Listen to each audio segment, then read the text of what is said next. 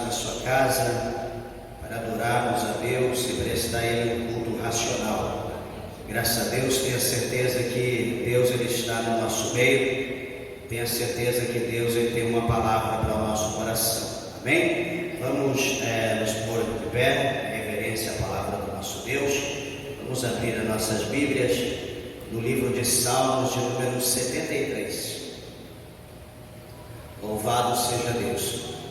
Salmos de número 73. Observe se alguém ao seu lado sem a Bíblia, aproxime-se para que juntos nós possamos ler a palavra de Deus.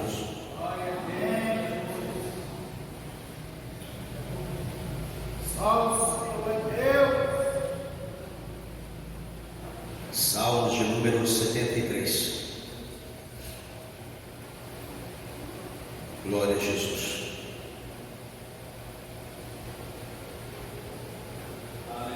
Todos acharam? Digo amém? Meus irmãos, eu quero ler o verso número 28, o último versículo do Salmo 73. Está escrito assim: mas para mim, bom é aproximar-me de Deus, pus a minha confiança no Senhor Deus, para anunciar todas as tuas obras. Amém? Vamos orar. Levante a tua Bíblia ao céu, a tua mão, peça para que Deus, o Senhor, fale conosco. Glorioso Deus, maravilhoso, eterno e bom Pai, meu Deus, a nossa alma se regozija, Senhor, e gratos ao Senhor nós somos pela oportunidade de aqui estar na tua casa. Meu Deus, alimenta a nossa alma, Senhor, fala conosco de uma maneira gloriosa, de uma maneira especial. Meu Deus, tu conhece a tua igreja, os ouvintes da tua palavra. Trabalha, meu Deus, no oculto, trabalha no profundo, no escondido. Direciona esta mensagem e que ela possa adentrar no profundo da alma e que ela venha produzir o resultado pela qual é enviada pelo teu Espírito. Fala conosco, em nome do Senhor Jesus. Amém. Igreja, podeis vos assentar. Desocupe as vossas mãos e dê uma salva de palmas bem alegre para Jesus.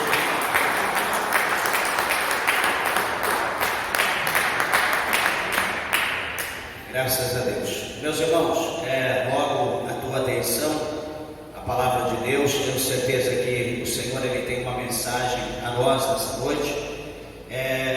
No entanto, quero chamar a atenção dos meus irmãos para o texto aqui em questão dos Salmos de número 73. Esses Salmos, ele escrito pelo salmista Asaf.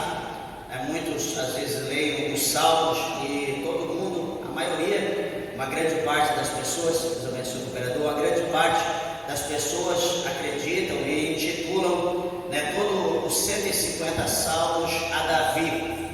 Cada Salmos, na verdade, ele tem um autor, e há Salmos que também são anônimos, que não há um autor ali relatado.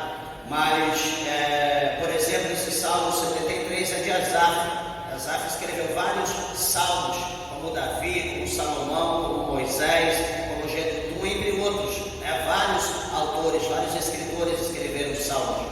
Então, esse Salmo 73 ele foi escrito por Asaf, um tangedor, um músico e um homem que ele observava muito também a palavra de Deus. Ele vai relatar aqui para nós uma certa experiência que ele teve. E todo crente, na verdade, todo crente fiel a Deus, ele tem experiência. Ele tem experiência e muitas das vezes essas experiências que tem são por intermédio das provas. E todo mundo, todos que servem a Deus, todo homem, toda mulher, toda a igreja de Deus, ela passa por prova. Não existe nenhuma igreja, não existe pessoas que servem a Deus que vai ser só vitória. Hoje se cantam aí, agora é só vitória, e eu acho que só vitória, eu creio pela Bíblia, é só quando nós estivermos com Deus lá no céu, porque aqui na terra, onde nós estivermos, vai haver luta, porque nós estamos no campo de batalha, nós estamos em guerra constantemente, e já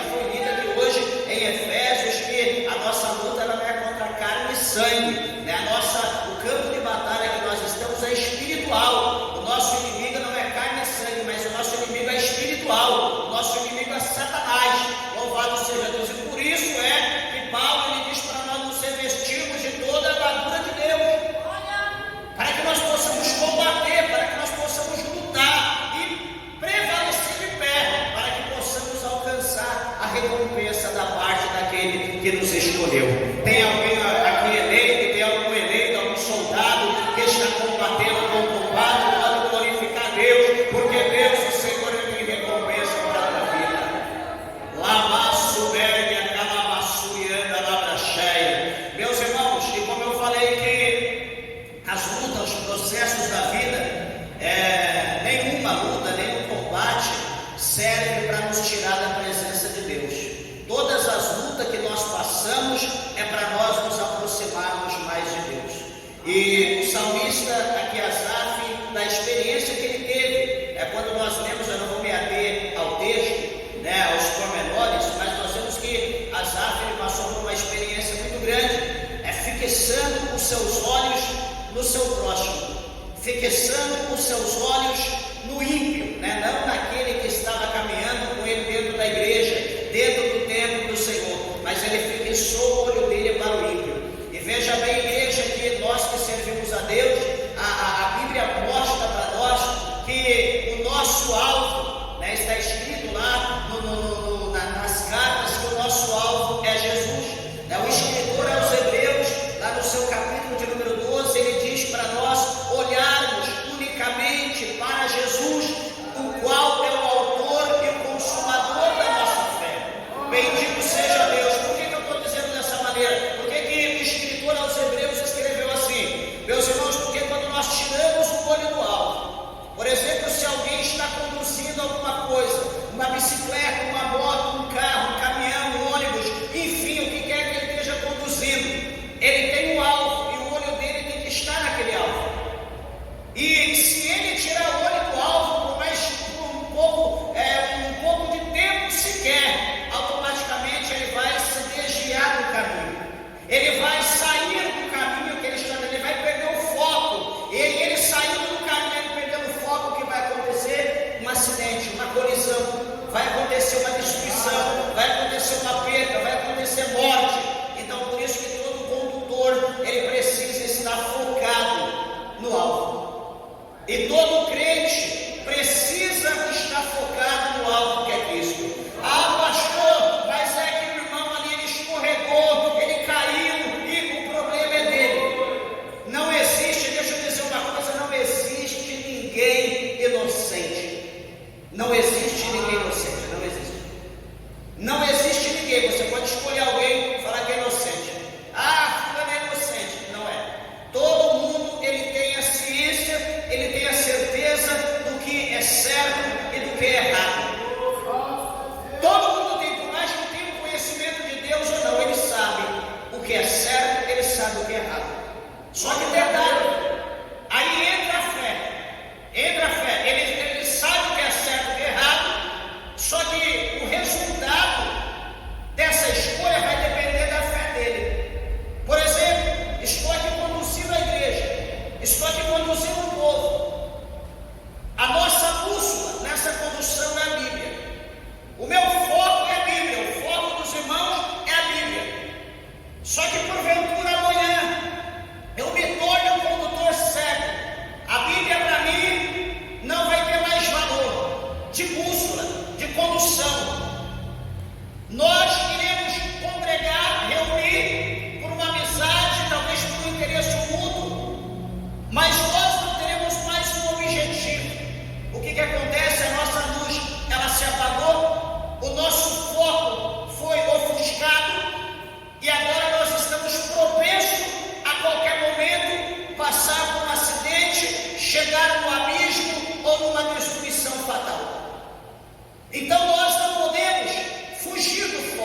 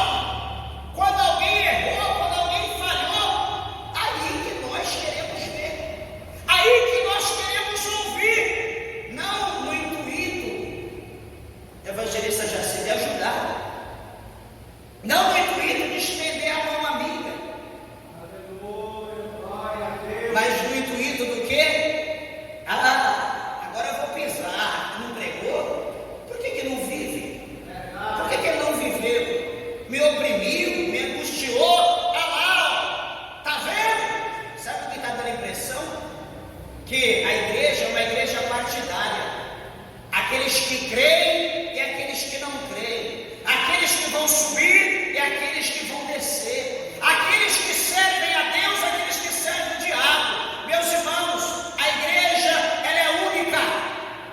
A igreja, ela não pode ser dividida. A igreja, ela não pode ter partido. A igreja não pode cochear em uns pensamentos. O nosso pensamento é um, o nosso foco é um, o nosso objetivo é um, é o mesmo, é a unidade. A igreja não pode estar dividida. Eu não posso querer a queda do presbítero Adailton, eu não posso querer a queda do evangelista Jaci, eu não posso querer a queda da irmã, a queda do irmão. Eu preciso ajudá-los em oração e em jejum, na perseverança contínua. Sabe por quê? Porque o nosso objetivo é o mesmo, é o único, é o céu. Eu não sei o motivo da razão pela qual muitas pessoas querem ver queda de outros. Dá a impressão que quer ocupar o lugar, dá a impressão que quer receber o que a pessoa tem. Meus irmãos, aqui na terra tudo que nós temos é esterco, não é nada comparado ao que existe no céu para nós. Asaf, ele estava sendo conduzido, obcecado pela possessão do ímpio. Ele estava olhando para o ímpio, imaginando: meu Deus, eu me santifico, eu jejuo, eu me consagro, eu me desvio do mal, eu ando em retidão, eu procuro ser justo, eu procuro ser santo. Meu Deus, eu estou numa prova que dá gosto, eu estou numa miséria. Eu estou apanhando, eu estou sofrendo, eu não tenho o que comer, eu não tenho o que vestir, Senhor. Olha a situação que eu estou, eu sou teu servo. A tua palavra diz que o Senhor é o dono do ouro, da prata, é o dono da terra e de toda a sua plenitude. E olha como eu estou, Senhor. Nós usamos a Bíblia para tentar, entre aspas, colocar Deus na parede. Só que Deus de parede é Deus de barro, é Deus de gesso, é Deus feito pela mão do homem. O eterno, todo-poderoso, a Bíblia diz que Ele está sentado em um alto e sublime trono. Ele está acima dos céus, nas alturas inacessíveis. Deus, Ele está lá. E a Bíblia diz que quem é como Ele, quem é como o Senhor nosso Deus, que se encurva para ver os céus e para ver a terra. O teu Deus é grande, o nosso Deus é poderoso, os olhos dele estão como chamas de fogo. Deus está nos contemplando.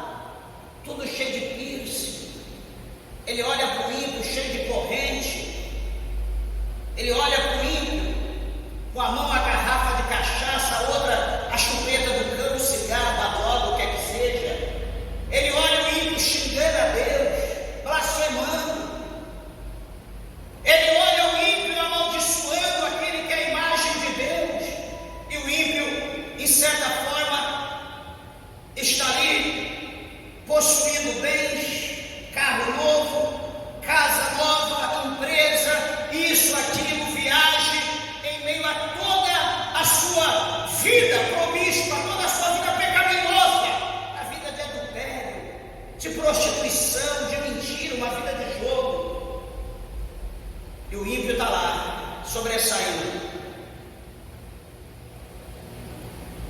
E Asaf olha tudo aquilo, ele diz: o que me adianta eu ser justo? O que me adianta eu me santificar? O que me adianta eu andar com retidão na presença de Deus? Olha como que eu estou e olha o ímpio. Sabe o que é isso? É a pessoa querer basear a vida dele de santidade pela vida pecaminosa do ímpio. Não sei aqui se alguém já agiu como Asaf. Não sei se aqui alguém já tentou basear a sua vida pela vida de alguém do mundo. Não faça isso. Não faça isso, pelo amor de Deus. Não baseie a tua vida pelo mundo. Não baseie a tua vida pelo pecador. O próprio observa bem o nosso mestre. O apóstolo Paulo, no capítulo 11, no versículo 1 de 1 Coríntios. O apóstolo São Paulo, ele diz: sede meus imitadores, como eu sou de Cristo. Espera aí. Sede meus imitadores, como eu sou de Cristo.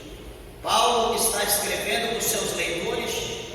Paulo está escrevendo para a sua igreja. Paulo deixou escrito para nós imitarmos ele, porque ele imitou a Cristo. Paulo, ele estava vendo uma determinada igreja passar por um processo terrível, um egoísmo, uma ganância por causa do dinheiro. E Paulo, ele teve o prazer de escrever que o dinheiro, ele é a raiz de todo o mal, é a raiz de todo o pecado, é a destruição da humanidade ao dinheiro. E aí Paulo, ele vai dizer que, olha, para mim, eu tendo que comer e o que vestir está bem, está ótimo. Você está entendendo o mistério? Tendo que comer o que vestir está bem. Então Paulo está dizendo para nós que a ganância, ela não cabe para o crente, a ganância não cabe para nós. Eclesiastes está mencionado, o escritor nos diz, Salomão, que o justo, ele chega na sua casa, tendo pouca comida ou muita comida, ele come, e ele deita e Deus dá a ele o sono do justo, ele dorme em paz. Mas a Bíblia diz que o rico, ele não consegue dormir, porque a sua riqueza o perturba. Ele não tem paz. Quem muito tem, meus irmãos, não tem paz, porque a preocupação é contínua, medo de roubo, de furto, de perda, de um golpe. Ele não tem paz. Glórias a Deus. Por que os ricos nessa terra geralmente dormem no máximo de 3 a 4 horas por noite? Por que será? Ah, pastor, aqui está tentando um jeito de fazer aumentar mais a sua fortuna. Não, isso chama-se preocupação, isso chama-se falta de paz, isso chama falta de confiança em Deus, isso chama-se medo de alguém furtar, de alguém arrumar um jeito para tirar, subtrair o que ele tem. Mas o justo não, ele chega, ele come, ele deita em paz e dorme. No outro dia ele levanta e ele vai seguir a sua vida, esperando Deus providenciar aquilo que ele necessita. E observa que o nosso mestre, o próprio Cristo, ele chamando os seus discípulos numa determinada ocasião, e ele disse assim: olha, as raposas, aliás, as aves dos céus, elas têm ninho, elas se aninham nas árvores. Falando dos discípulos, ele disse: olha, as raposas, elas têm covis, elas também têm a sua casa. Os passarinhos têm sua casa, as raposas têm, enfim, ele mostrando que até os animais têm um lugar para se repousar. Mas sabe o que Jesus disse? Mas o Filho do Homem, ele dizendo dele, o Filho do Homem, ele não tem aonde reclinar sua cabeça.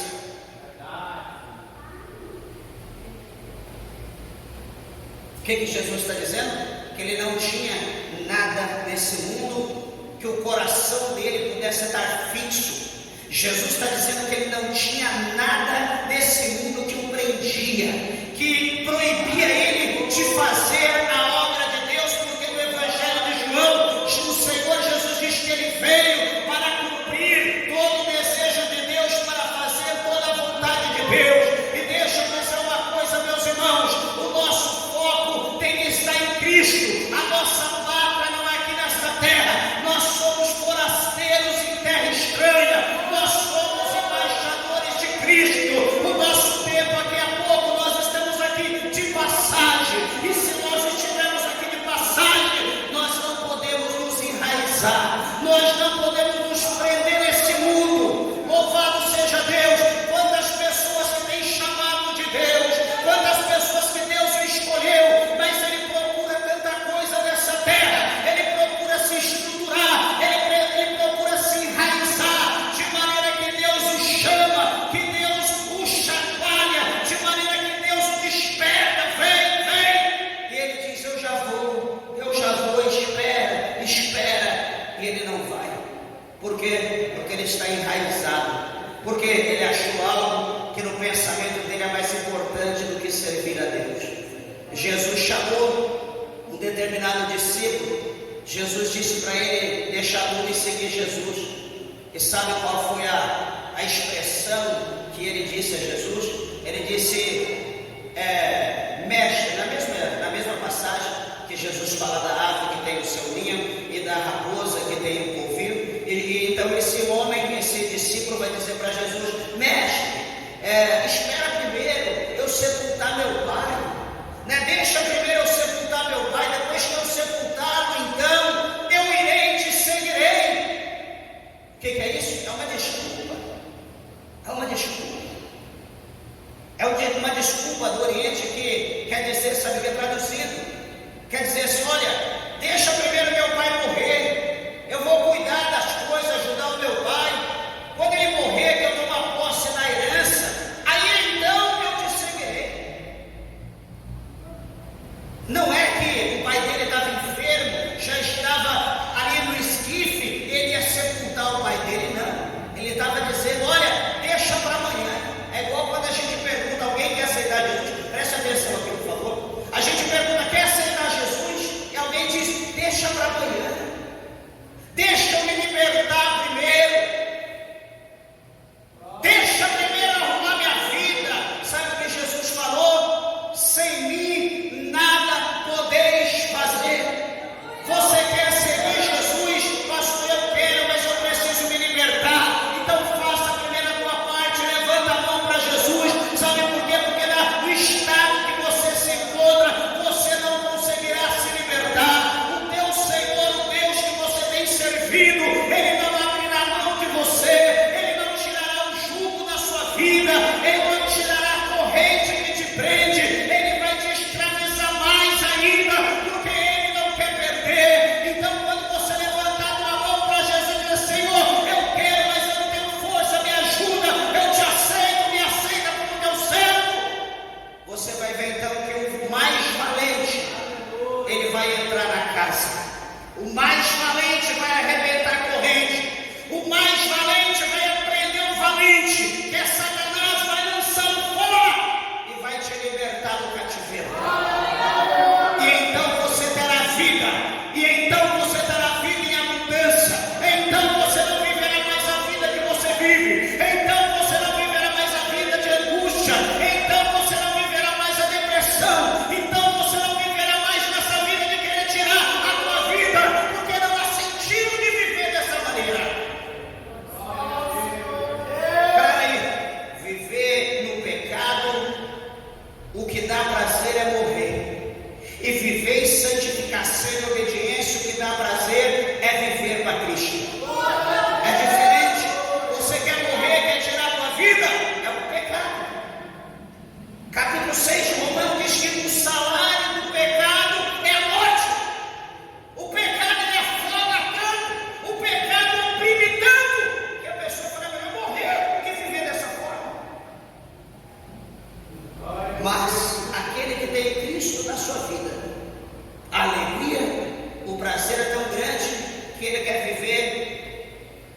até 1000 anos, ou a eternidade. Vai viver a eternidade, não vai morrer. O crente não morre, ele passa da morte para a vida, diz a palavra de Deus. Então eu quero dizer para os irmãos, não arrume desculpa. Olha o salmista Asaf, voltando aqui, no verso 28 que nós lemos, o versículo em questão, ele diz: mas para mim bom é aproximar-me de Deus. Alguém pode dizer para mim: pastor, como que eu me aproximo de Deus? Meus irmãos, se porventura aqui tiver alguém que quer se aproximar de Deus, o primeiro passo, existem alguns passos, pelo menos 5, mas o primeiro passo para você se aproximar, o primeiro passo para você se achegar a Deus, você precisa persistir nessa busca por Deus, para se aproximar de Deus. Deixa eu dizer uma coisa: tudo que é bom, meus irmãos, tem um preço. Quanto melhor, mais caro é. Quanto melhor, mais difícil é de nós termos, de nós possuirmos. Não pensa você que você vai ter coisa boa por pechincha, que você não vai ter. Coisa boa você não acha em qualquer lugar. Coisa boa exige sacrifício, luta, peleja. Vamos arregaçar a manga, vamos suar, vamos derramar sangue, calo, estourar as mãos, fazer bolha no pé, fazer calo nos joelhos. Coisa boa exige persistência, exige uma busca contínua. Então a primeira forma de nós nos aproximarmos de Deus, a primeira é a busca contínua por Deus. A busca contínua por Deus é diferente da nossa. Por exemplo, nós vamos fazer um propósito com Deus. O Senhor pede para alguém, ordena alguém: faça uma campanha que eu vou te dar vitória. A pessoa faz um dia, a pessoa faz 2, faz 3. A madrugada está fria, Deus vai entender: essa noite eu não vou levantar. Na outra noite não levanta, depois do levanta ele esquece. Ele esquece que Deus ordenou a ele buscar continuamente, fazer uma campanha. Ele esquece isso. Só que ele não esquece que Deus prometeu lhe dar vitória. Ele não esquece da necessidade dele. Ele não esquece que ele está precisando de um milagre. Ele não esquece que Deus disse: eu vou te dar. Mas ele esquece do que ele tem que fazer. Ele esquece do que ele tem que fazer. E detalhe: e se você não fizer, você não vai alcançar. Porque essa busca contínua com Deus é você orar, é você falar, é você perseverar, é você falar com Deus regularmente, dioturnamente. É aquela perseverança contínua na oração. Sabe quando você está fazendo alguma coisa, bate aquele desejo, você para no que você está fazendo, vai em algum lugar, dobra o teu joelho e fala com Deus, nem que seja 5, 10 minutos, você mata aquela vontade de falar com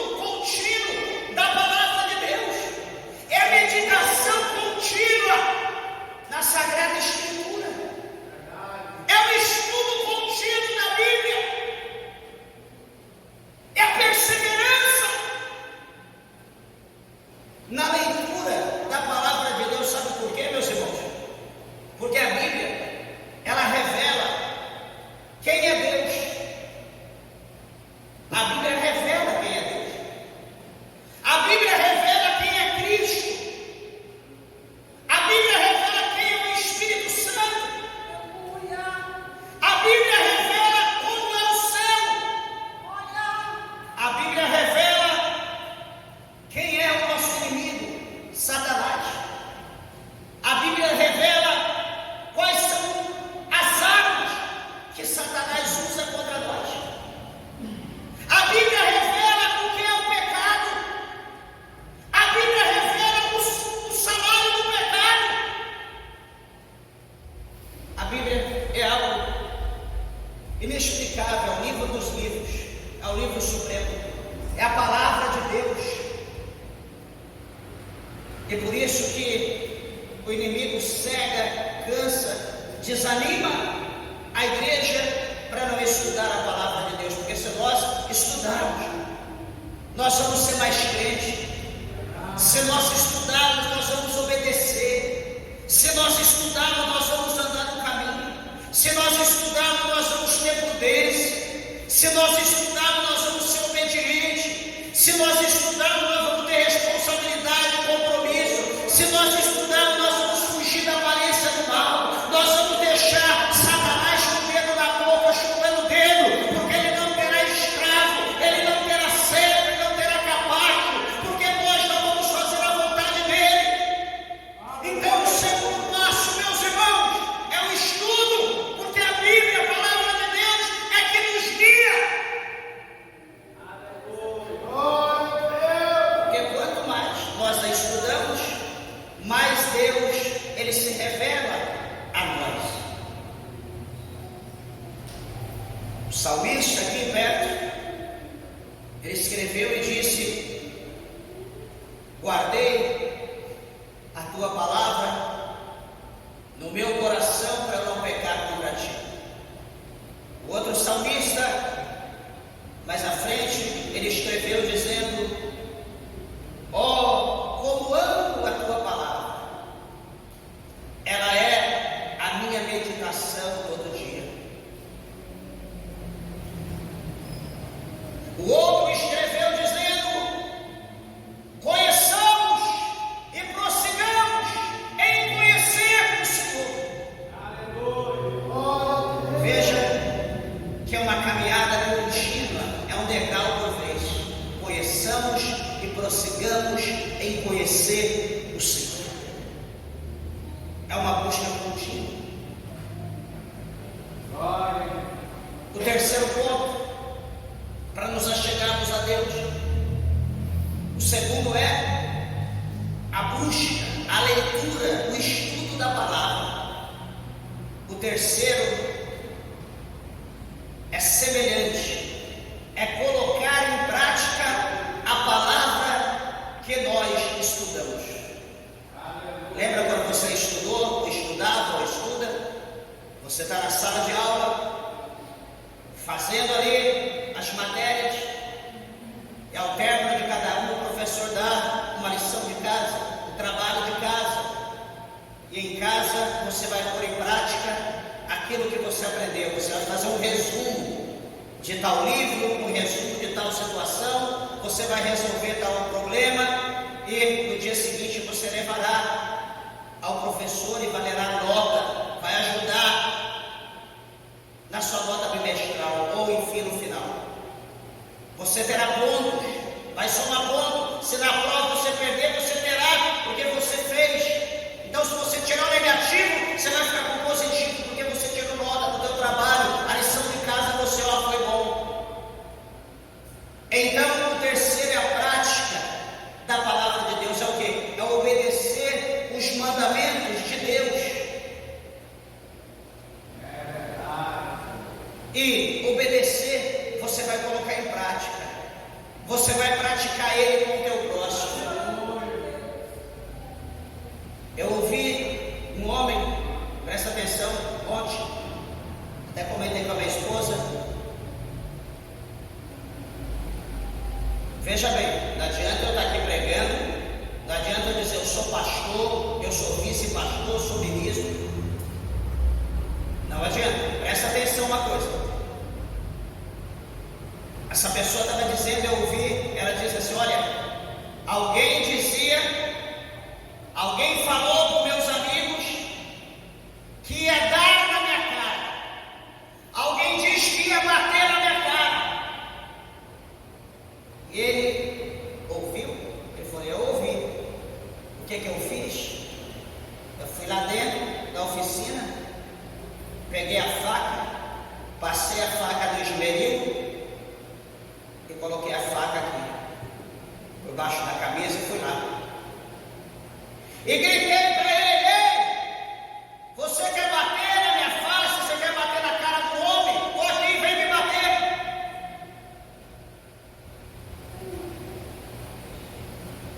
Esse camarada é o pastor, é o vice-dirigente, uma denominação aí. Ele disse: eu vou te abrir igual abre no corpo. E o cara lá sumiu.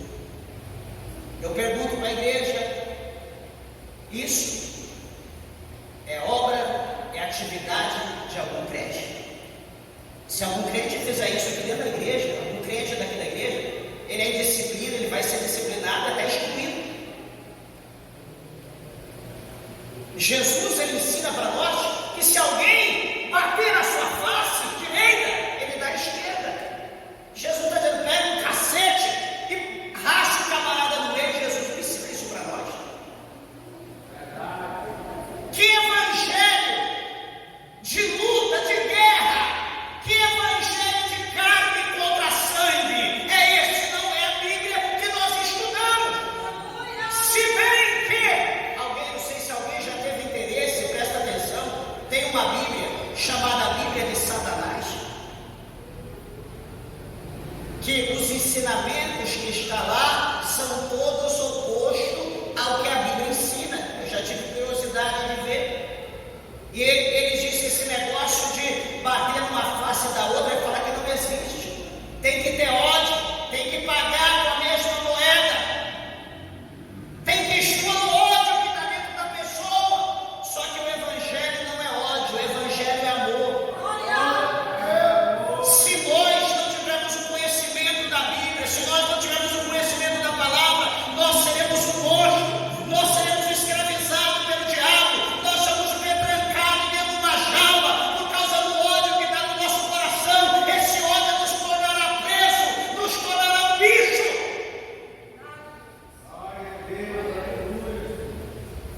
O crente, ele é manso. Jesus diz para nós no Evangelho: sede simples como a pomba, porém prudente como a serpente. Jesus não diz: sede leão, destrua, mata, devora. Em hipótese alguma, Jesus não diz: soca alguém, dá tapa em alguém, rouba, furta, mostra que você é melhor. Não, isso não é evangelho, isso não é cristianismo, isso é satanismo e um estilo de cristianismo. Jesus não tem isso para nós, pelo amor de Deus, não me fale isso quando nós estivermos a sós, porque você vai ouvir sem misericórdia.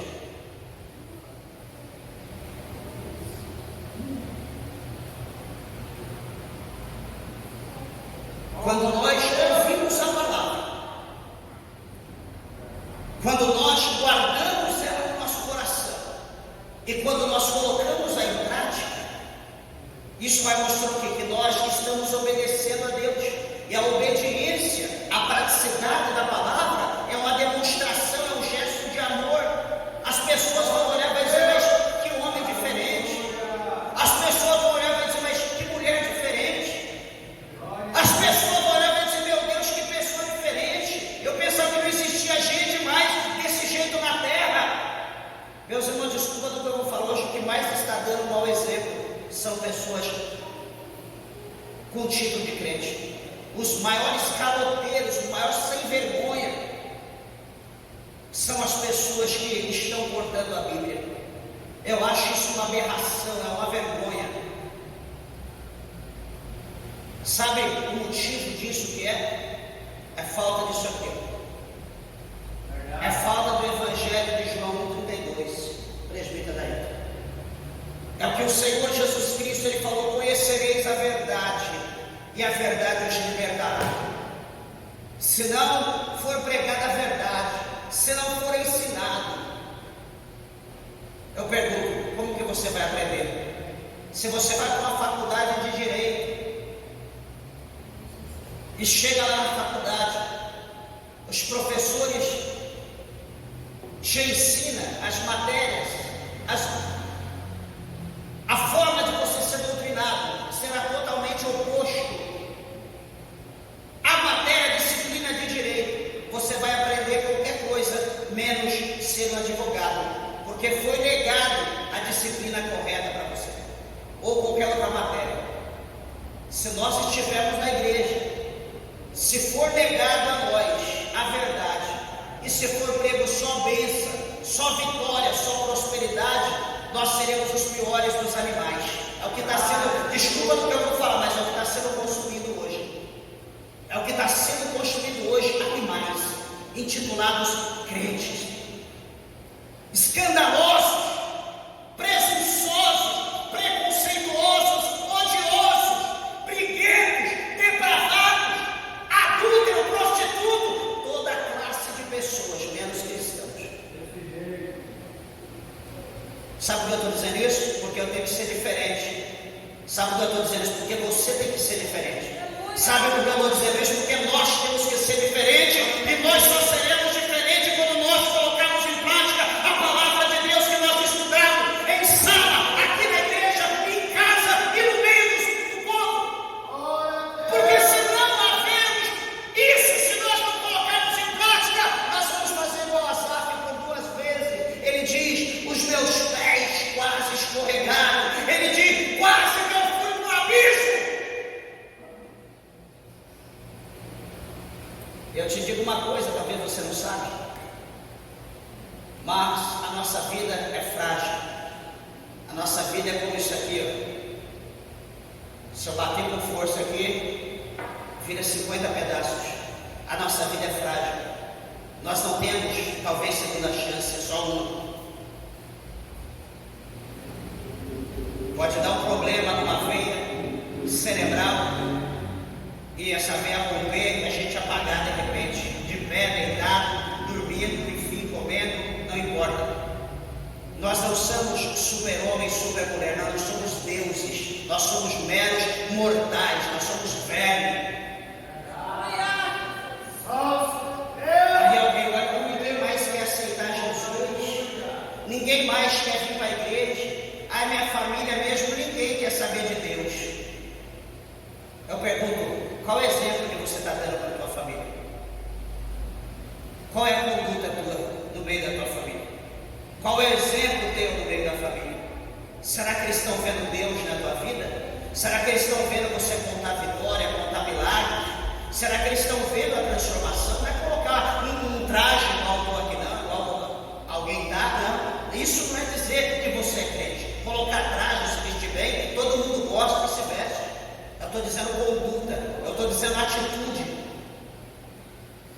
Aleluia, Deus. A quarta coisa, a primeira é busca por Deus, a segunda busca da palavra, a terceira, a prática da palavra, e a quarta é a comunhão com os irmãos. É a comunhão com os crentes, é a comunhão com a igreja, porque a comunhão, meus irmãos, a comunhão com os irmãos nos aproxima de Deus. A comunhão com os irmãos faz com que a presença de Deus se manifeste no nosso meio. Aleluia. Olha o que Jesus fala no Evangelho, que onde houver 2 ou 3, isso mostra comunhão. Reunidos no meu nome, se alegrando no meu nome, estudando a minha palavra, orando, louvando, adorando, eu estarei no meio deles. A comunhão com os irmãos traz a presença de Deus. Hoje os crentes querem estar em qualquer lugar, menos reunidos. Os crentes querem ir para qualquer lugar, menos estar congregado. É época de São João, deixa eu reunir com a minha família, e vai lá dançar, quadrilha, e falta na igreja. Minha família, meu povo, meus irmãos, nós somos tirados do mundo. Essas coisas do mundo não são para nós. Nós vivemos novidade de vida. Não é Natal, eu vou estar junto.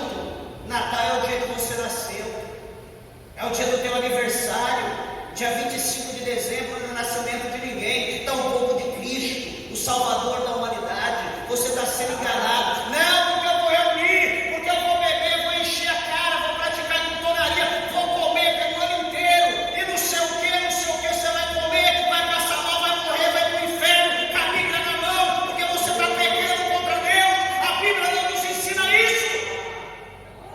A gente prefere deixar a comunhão na igreja, de estar reunido para estar no meio do ímpio, para estar praticando o pecado, a desobediência, a carnalidade. E aí vem o problema. Aí a gente vai para a igreja no outro dia. No dia do carnaval, a semana inteira pulando, se virando no avesso. Aí na quarta vai lá. Vai lá no profeta do Satanás jogar a cinza, fazer alguma coisa para você estar perdoado. Aí vem a noite aqui na igreja, ai pastor, ora aqui por mim, porque eu estou cansado, porque eu curti muito nesse carnaval, vem cheio de demônio para a igreja. Aleluia. Glórias a Deus. O salário do pecado é a morte. Você quer ter a presença de Deus, você quer abençoado, você quer ser abençoado, ande em comunhão, ande entre crente, ande entre pessoas espirituais. Você se reúne, não deixe. Ah, pastor, eu tenho tanta vontade de pregar, mas Deus não prepara. Um exemplo, a minha família tem 10, 15 pessoas, e eu estou ali, só eu sou crente, está todo mundo ali conversando, dando risada, eu estou lá no meio. Sabe qual é a oportunidade? De você dizer, olha meus irmãos, meu pai, minha mãe, enfim, quem seja, espera um minutinho, deixa eu compartilhar aqui uma palavra de Deus com vocês. E você abre lá a Bíblia, no capítulo, no versículo dele, e deixa Deus te usar. Aleluia. Faça ali uma oração, louva ali o hino da harpa, faz ali o apelo, convida para ir para a igreja. As pessoas vão ver que você é diferente. Você vai ver que você está dando testemunho. Agora não. Eu estou reunido com a minha família, todo mundo aí, está lá bebendo, enchendo a cara, bebe um pouquinho de vinho, não tem problema não. Bebe um pouquinho de cerveja, daqui a pouco está igual um cachorro rolando para lá e para cá, igual um pouco. É assim que nós estamos vivendo. É desse jeito. E detalhe, e a gente ainda quer ir para o céu. Será que vai? Nós não estamos praticando nada, nós não estamos fazendo nada que tem que fazer. A sexta, a quinta coisa e última é o amor ao próximo. A Bíblia nos ensina a amar. E veja que o exemplo maior acerca do amor está em 3,16 do Evangelho de São João.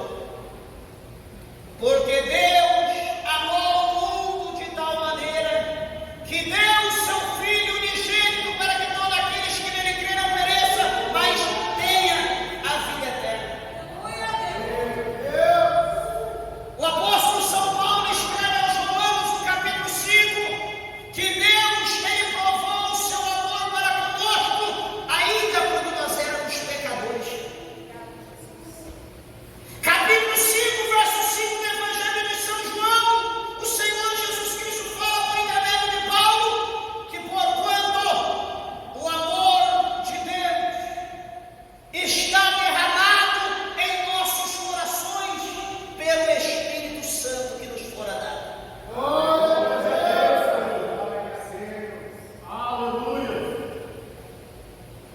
O amor a Deus implica em amar o próximo.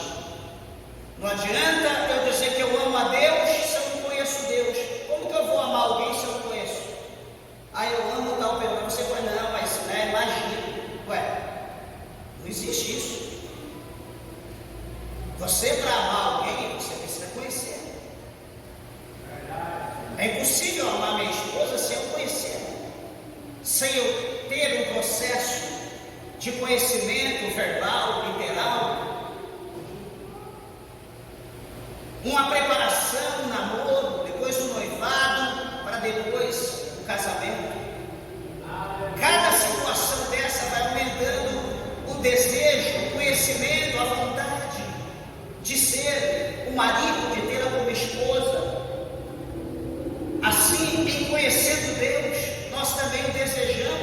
Nós não queremos, um exemplo disso, a falta de amor. Quer ver?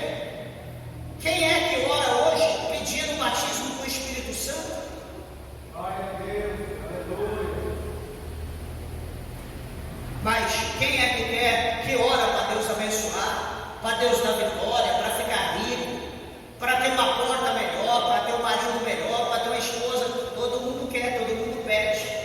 Isso sabe o que é? Que o nosso amor está pelas coisas terrenas, porque quando nós amamos Deus, a primeira coisa que nós vamos querer ter é Deus habitando em nós. Nós vamos falar: Senhor, batiza-me com o teu Espírito Santo. Nós vamos orar, nós vamos perseverar orando, pedindo de madrugada, de dia, de noite, no trabalho, dentro do banheiro, dentro do carro, tomando banho. Não importa, nós vamos pedir. Nós queremos, o amor é tão grande que nós queremos ter Deus morando em nós. Nós queremos ter Deus dentro de nós. E se nós não buscamos isso, é porque nós não amamos Deus. E a recíproca é verdadeira, porque se nós não amamos Deus, nós não amamos o nosso próximo. Pastor, mas então o que é? É interesse. Interesse não é amor. Paixão não é amor. É coisa que passa. O amor prevalece. O apóstolo Paulo diz que tudo vai passar, mas o amor vai prevalecer.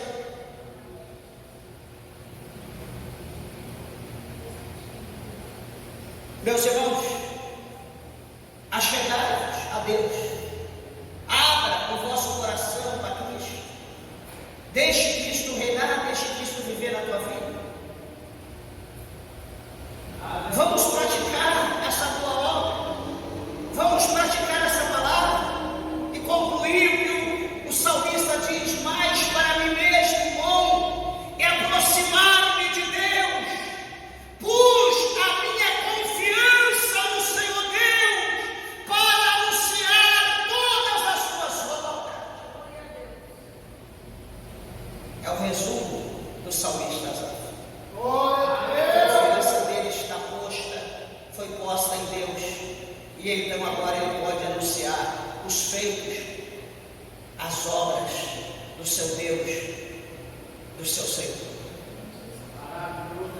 Estenda a mão ao teu irmão, estenda a mão à tua irmã, estenda a mão ao necessitado, estenda a mão à obra de Deus. Faça alguma coisa, não fique nessa vida monótona, não espere cair alguma coisa do céu, faça a tua parte.